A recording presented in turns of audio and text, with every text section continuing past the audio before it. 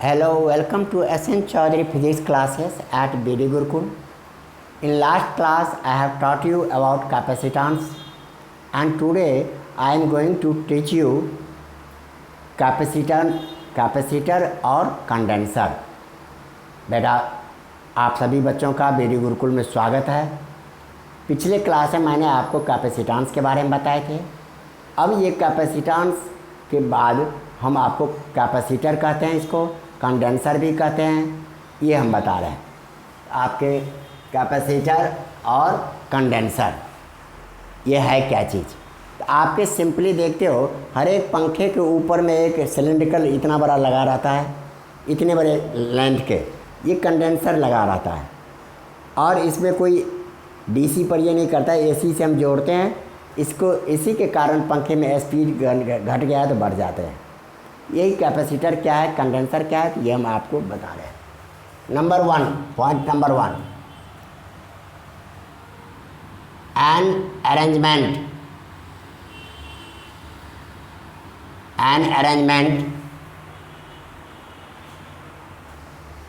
used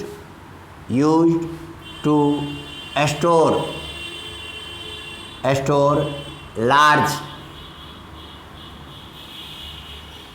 large amount of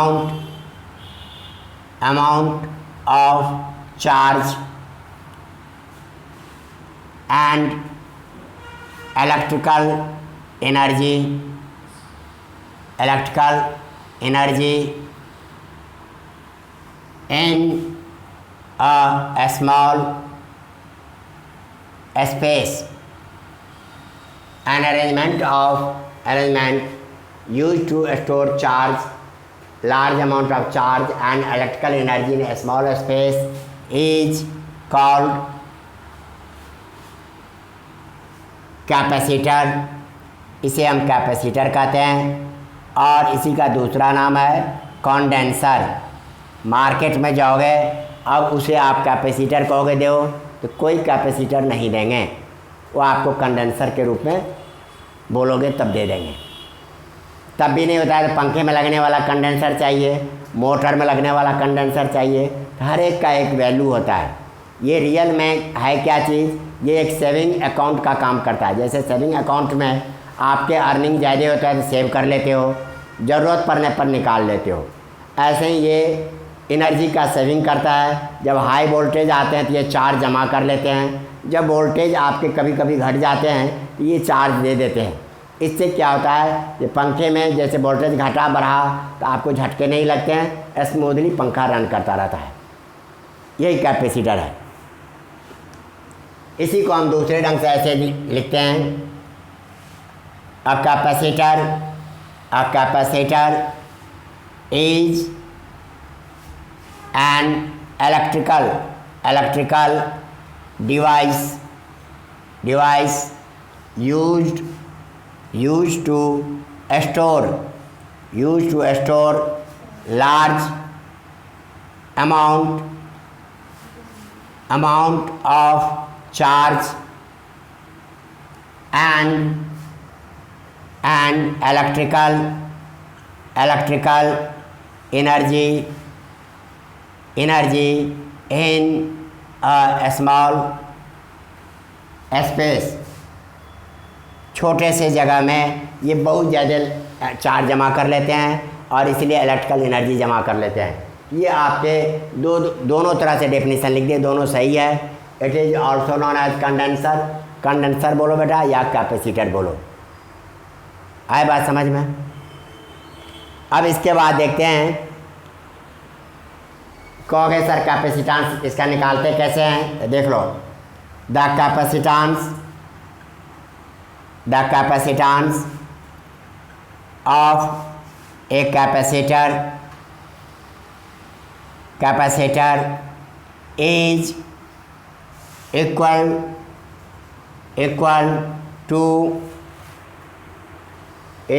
to the ratio of charge equal to the ratio of charge given to the capacitor and ratio of charge to raised its potential इसके charge हम देंगे तो उसका potential कितना बढ़ेगा इसके आधार पर निकालते हैं। दैट इज यहाँ लिख के C इक्वल टू Q/V, ये इसका फॉर्मूले हो गए। अब किसी कैपेसिटर का कैपेसिटेंस कितना है तो हम निकालने के लिए क्या करते हैं, उस पर कितना चार्ज दिए, उस चार्ज के कारण कितना वोल्टेज उसका बढ़ गया या पोटेंशियल बढ़ गया, दोनों के रेशियो निकालते तो ये हमारा आ जाता है। आए बात समझ में। Point number 4,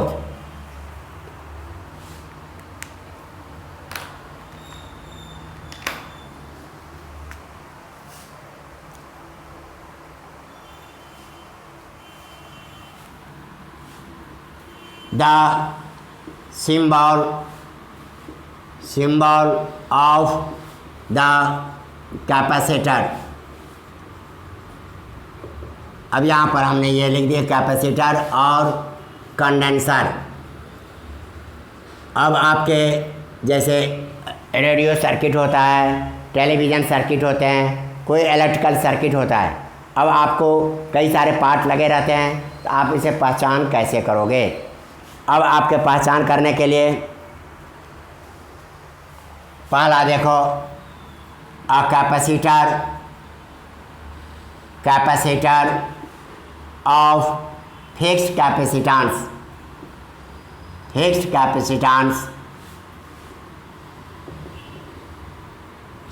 capacitance is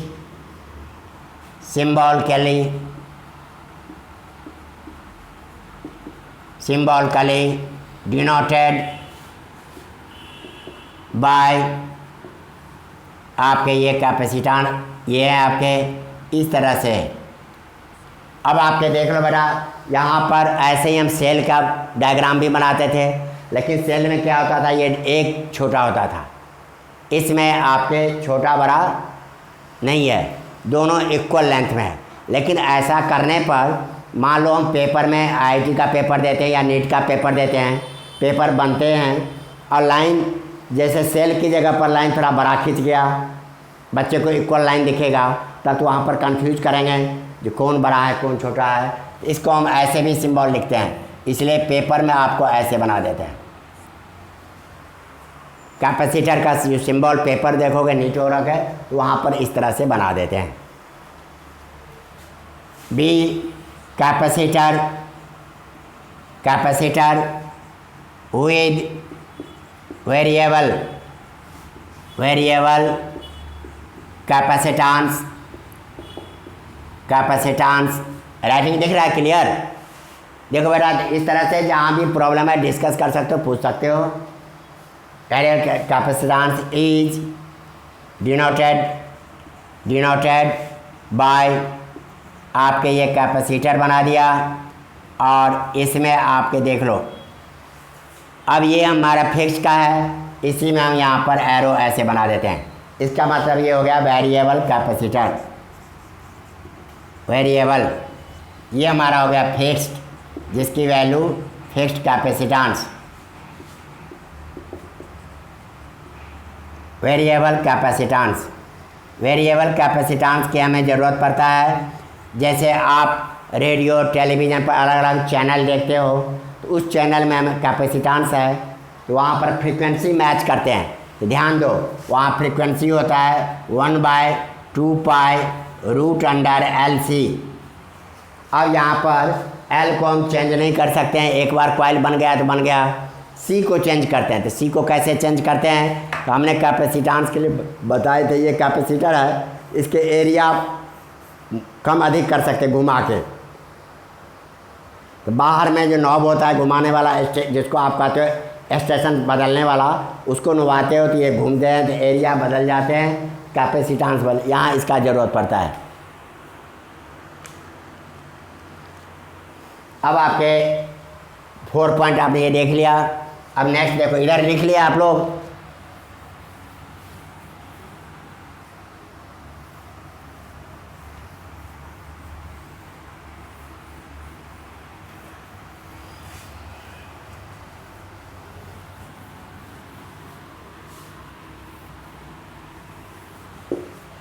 fifth point में देखो काइंड्स ऑफ कैपेसिटर और कंडेंसर। कैपेसिटर कितने टाइप के होते हैं इसके बारे में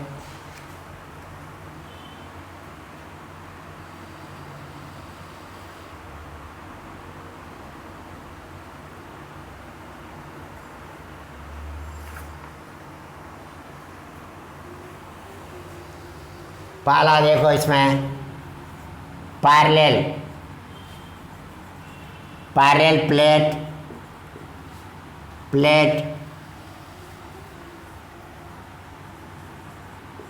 plate capacitor. here both conductors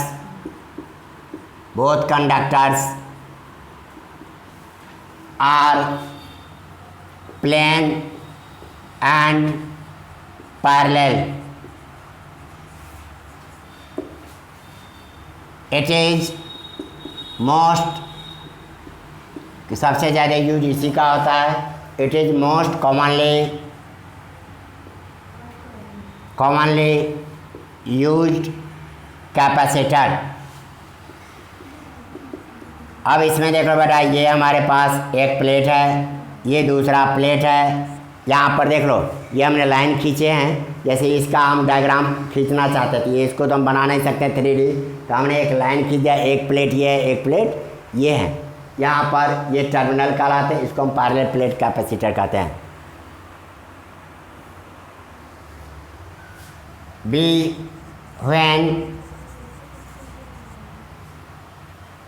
when capacitors are spherical in shape, then they are called spherical capacitor।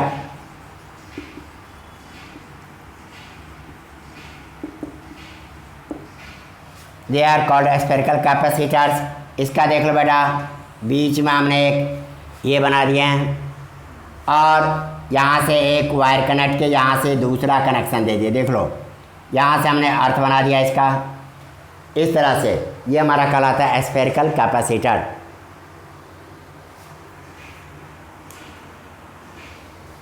When सी में देख लो, यहीं नोट कर देते हैं। सी सिलेंड्रिकल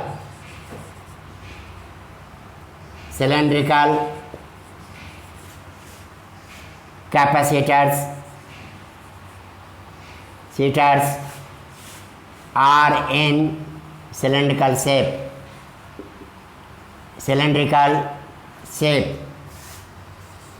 अब इसमें आपके ये भी बना देते हैं। देख लो बेटा, एक बीचर में हमने यहाँ पर देख लो एक सिलेंडर बना दिए हैं। अब इसके बाहर में एक सिलेंडर हमने बना दिया। इस तरह से यहाँ पर ये अर्थ का काम करेगा। यहाँ से एक वायर का कनेक्शन आता है। ये हमारा कहलाता है सिलेंड्रिकल कैपेसिटर्स।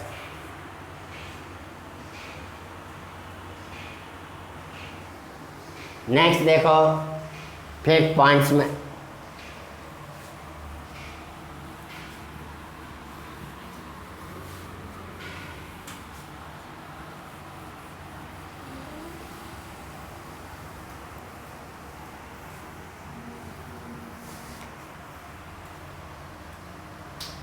सिक्स में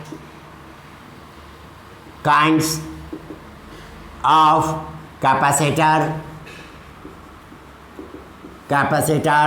on the basis of polarity.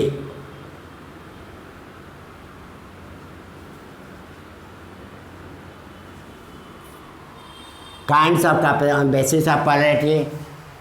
अब आपके इसके आधार पर देखो, जैसे ही हम निकालते हैं, आपके देख लो, पहला electrolytic capacitors, capacitors, it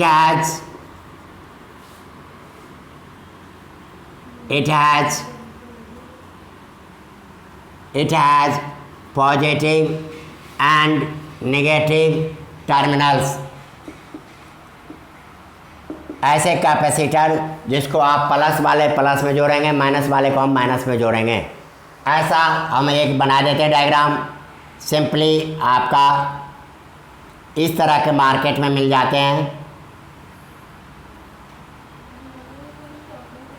market में इस तरह से मिलते हैं। अब यहाँ पर देखो कि कैसे पता चलेगा, तो बीच में ब्लैक कलर का होता है। ये चाहे ब्लू कलर का कैपेसिटर हो, ब्राउन का हो, रेड का हो, जिस कलर का हो, इसमें ऐसे लगे रहते हैं बेटा, माइनस माइनस माइनस। ये माइनस हो गया, कहने मतलब यहाँ से दो टर्मिनल निकलते हैं, एक ये माइनस वाला हो गया, कहने मतलब इसमें माइनस वाले को माइनस में ही जोड़ेंगे। और इसमें ये माइनस हो गया निगेटिव, और ये आपके पॉजिटिव टर्मिनल हो गया। इसी का डायग्राम दूसरे तरह से भी बना देते हैं।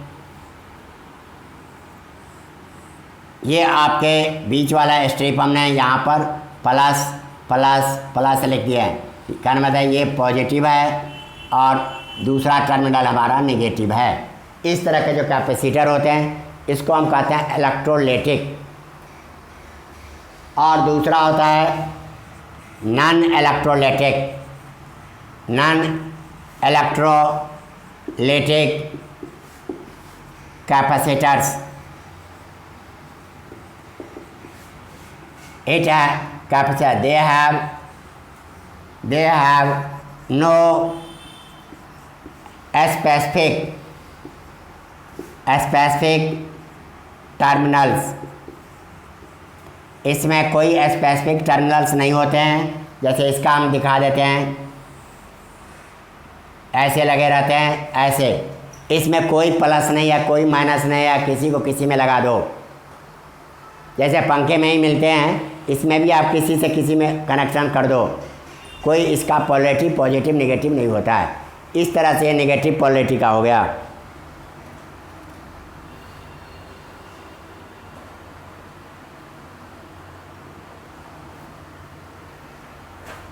अब आपके 7th पॉइंट देख लो। कैपेसिटर को आप ऐसे भी डिफाइन कर सकते हो।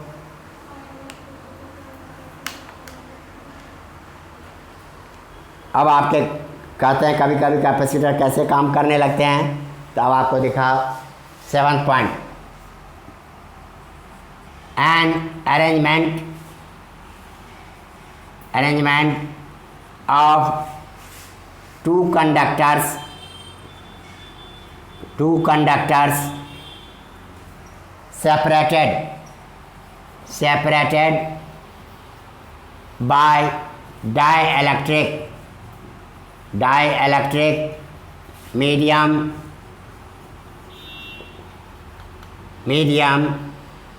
forms a capacitor। ये आपके देखो, an arrangement of two conductor separated by dielectric. मान लो एक कंडक्टर ये है, एक कंडक्टर ये है, इनके बीच में कोई मीडियम रख देते हैं, एयर रख दो, पेपर रख दो, माइका रख दो, ये सब कोई भी रखते हैं। इस तरह का जो होता है इसको हम कहते हैं, ये भी कैपेसिटर की तरह काम करता है। और यही कारण है कि आपके देखते हो नॉइज़ पोल्यूशन नहीं हो, तो आपके वायर में आते हैं, केबल वायर आते हैं घरों में केबल टीवी के लिए, तो उनमें जो बीच वाला वायर है, बाहर जो वायर है, उसके चारों तरफ आयरन के स्क्रीनिंग इफेक्ट को लगा देते हैं, वो भी कैपेसिटर की तरह काम करने लगता है। इस तरह से आपके कैपेसिटर क्या होता है, पिछले क्लास में हमने कैपेसिटेंस क्या है बताए, आज हम आपको कैपेसिटर क्या होता है ये बता दिए। आपको वीडियो अच्छा लगे तो लाइक शेयर सब्सक्राइब ज़रूर करना बेटा।